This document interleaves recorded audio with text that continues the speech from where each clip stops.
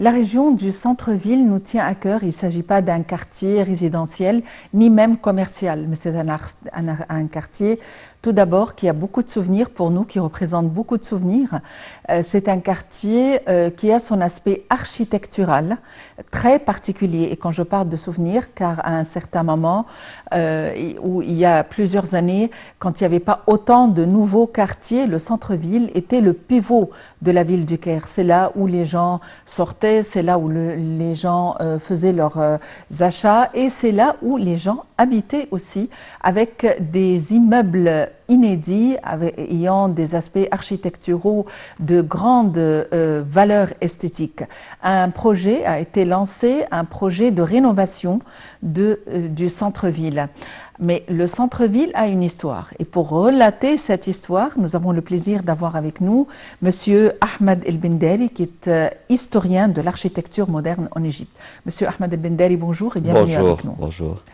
Alors, le centre-ville nous tient à cœur et il a des histoires diverses à relater de par la beauté de son architecture, qui représentant différentes écoles architecturales. Oui, tout d'abord, je dois dire ou donner rapidement une introduction sur le quartier du centre-ville du Caire. Que l'idée que le Khedive a eue, c'est après sa visite pour Paris en 1867 pour visiter l'exposition universelle à Paris. C'était l'époque où le baron Haussmann modernisait Paris sous Napoléon III. Et lorsque le Khedive est rentré, il a décidé de créer l'endroit du centre-ville.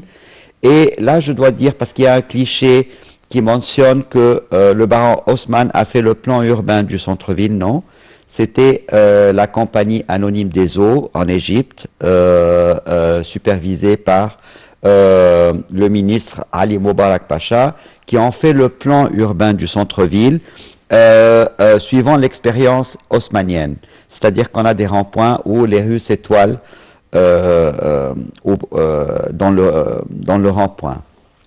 Et tout d'abord, au début, le quartier du centre-ville, parce qu'aujourd'hui on appelle le quartier du centre-ville le Caire Khedival, mais là je dois attirer votre attention que le quartier, lorsqu'il a été fondé entre 1866 et 67, c'était un quartier résidentiel et culturel. Résidentiel dans le sens que la plupart des bâtiments étaient des villas avec des jardins, et culturel parce que il y avait l'ancien opéra du Caire qui a été complété en 6 mois et qui était dessiné d'après ou qui ressemblait au théâtre ou l'opéra de Milan, La Scala. Et c'était le premier opéra dans le Moyen-Orient. Parmi les grands projets lancés par Ismaïl dans le quartier, c'était le jardin de l'Ezbakeya. Malheureusement, aujourd'hui, on voit une toute petite partie du jardin, mais historiquement, le jardin avait comme superficie presque 20 hectares. Et il y a deux paysagistes qui ont fait le dessin du jardin, le belge Gustave de Chevalerie, avec la contribution de l'architecte et paysagiste français Barillet Deschamps. C'est eux qui ont fait le plan de l'ancien jardin de l'Ezbakeya. Et là, j'attire votre attention que Barillet Deschamps, c'est l'architecte qui a fait le plan, qui a dessiné les fameux jardins de Paris comme Bois de Boulogne, Parc Monceau, Jardin de Luxembourg, etc. Petit à petit, le quartier a commencé à changer et c'était vers la fin du 19e siècle, lorsque c'était l'époque des sociétés immobilières, et petit à petit, les villas ont été démolies pour être remplacées par des immeubles de rapport, et où on a au rez-de-chaussée des magasins. Et le centre-ville a pris une autre dimension, c'est devenu un quartier résidentiel et commercial. Et les gens qui y habitaient, ils ont quitté le quartier parce que ce n'était plus vert ni calme comme à l'époque. Ils se sont installés au début du XXe siècle dans de nouveaux quartiers comme Golden City, Zamalek, Maadi et Héliopolis. Et finalement, ce quartier est resté plus commercial, le centre-ville. Oui, avec le temps, bien sûr, que de petit à petit, il est devenu presque commercial plutôt que d'être résidentiel. Je pense que vers les années 70, les années 80, on a eu pas mal de bureaux qui ont occupé les appartements résidentiels des compagnies. Et c'est devenu vraiment un quartier commercial. On se rappelle, avant la mode comment on dit, des malls, à l'époque, on allait pour faire le shopping dans le centre-ville. Et toujours à l'époque, il y avait des grands magasins, il y avait des boutiques bien connues. Il y avait les grands magasins comme Sednawi, comme Omar Afandi ou bien Rosdibak. Il y avait Sicurel, il y avait Shemla. C'était des grands magasins, malgré après que ces magasins ont été nationalisés, mais ça a resté jusqu'à les années 80. Les gens allaient pour faire leurs achats de ces grands magasins et les petites boutiques qui existaient au centre-ville. Le centre-ville a un aspect architectural très particulier, révélant plusieurs écoles architecturales. On aimerait en savoir plus. Oui, là je ne suis pas vraiment d'accord afin de comparer ou de dire que le centre-ville du Caire c'est Paris de l'Orient. Parce que l'avantage de l'architecture qu'on appelle l'architecture européenne au centre-ville, elle a une empreinte un peu différente que l'architecture en Europe. On a notre empreinte locale, c'est-à-dire que c'est vrai, beaucoup de bâtiments ont été au début dessinés par des architectes français, italiens, arméniens, français, mais on voit l'empreinte locale parce que la plupart de ces bâtiments, ils sont éclectiques. Éclectiques dans le sens que ils n'ont pas un style, comment on peut dire, direct. On voit une influence néo-baroque, des éléments néo-renaissance, l'art nouveau, dans le même bâtiment. Alors il est très éclectique. Alors c'est un phénomène un peu qui diffère ou qui distingue l'architecture de cette époque du centre-ville si on la compare avec l'architecture en Europe. Un projet a été lancé il y a plusieurs années, celui de la rénovation du centre-ville. Tout d'abord, pourquoi le centre-ville en particulier? Récemment, les yeux se sont dirigés vers le centre-ville à partir de la fin des années 90, début des années 2000. On a vu pas mal de compagnies privées qui essayent d'investir dans le quartier du centre-ville, comme la fameuse compagnie Al-Ismaili Real Investment Company, qui achète les anciens bâtiments dans le quartier et après les travaux de restauration et rénovation, ils font des projets de réutilisation des bâtiments. Et cela a encouragé d'autres aussi investisseurs comme une autre compagnie. Sans toutefois mentionner les compagnies, ça va. Oui, d'accord. Une autre compagnie aussi qui a investi à acheter les anciens bâtiments. Et petit à petit, cela a encouragé une certaine génération, surtout les jeunes, de s'installer et découvrir le centre-ville du Caire. Mais il y a eu une complète rénovation. Les bâtiments et les immeubles ont été repeints avec des couleurs tout à fait particulières dans une tentative de leur redonner leur aspect initial. Aussi, il y avait une restructuration, si on peut le dire, du centre-ville, comme quoi on ne peut pas se garer, c'est plutôt pour les piétons. Oui, c'est vrai que le premier projet d'espace piéton, c'était le quartier qu'on appelle la Bourse. C'est le centre-ville, mais c'est une partie, un rectangle du centre-ville qui a été transformé en 1997, en espace piéton. Et plus tard, il y a la fameuse rue qui s'appelle Al-Alfi aussi, qui est devenue un espace piéton.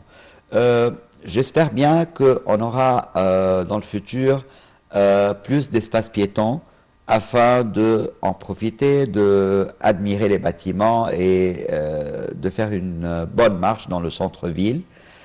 Aussi, ce qui encourage soit le gouvernement, soit les investisseurs, parce que Le centre-ville, c'est comme un musée ouvert parce que la quantité de bâtiments qui existent est énorme.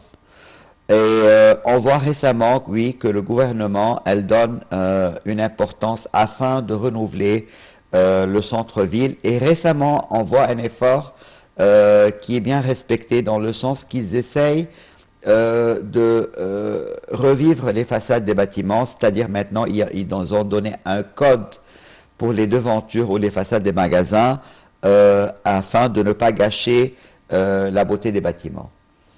C'est vrai, pour que chacun ne fasse pas la chose à son propre gré. À votre avis, est-ce que ce projet va s'étendre à d'autres régions, comme à Héliopolis par exemple? Écoutez, j'espère bien. Jusqu'à présent, j'ai pas vu le moment où le gouvernement a vraiment investi dans d'autres quartiers comme le quartier du centre-ville.